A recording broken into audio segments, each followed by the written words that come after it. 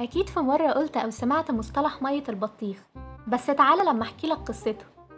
مية البطيخ شعور بيحس بيه الناس التلقائية لما يكونوا وسط تجمع ويشاركوا برأيهم بمنتهى الصراحة، ويرجعوا البيت يحطوا دماغهم على المخدة ويناموا في سلام. بينتهي اليوم بالنسبة لهم على كده. لكن هو التحوير الكلام يومهم طويل قوي. أولا يبدأوا جلسات الترجمة بتصرف، والنوع ده من الترجمة معناه بالبلدي كده شوية التحابيش اللي بتتحط لزوم الحبكة. وبعد تحريف النص يبدأوا يرتبوه من الأعلى للأقل خطورة، ويركزوا في نبرة الصوت والتلميحات ولغة الجسد، حتى النوايا تخيلوا إن هم عارفينها.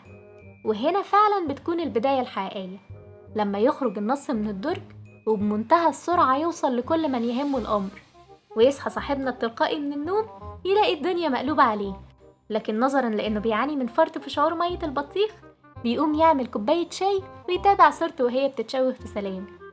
هواة تحوير الكلام هم المسؤولين عن تحريف أي نص وخلق حالة من الكراهية بدون سبب يذكر.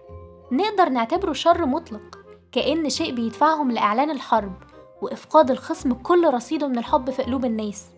فركز كويس ودور لحسن يكون في دايرتك واحد منهم وانت مش واخد بالك، لأن الإنسان معاركه كتير في الحياة، لكنه بيلاقي الونس في دايرته الصغيرة. فلو كان عندك عدو مستخبي كده ولا كده، يبقى راح عليك ونسك يا حلو. أشوفكم بخير.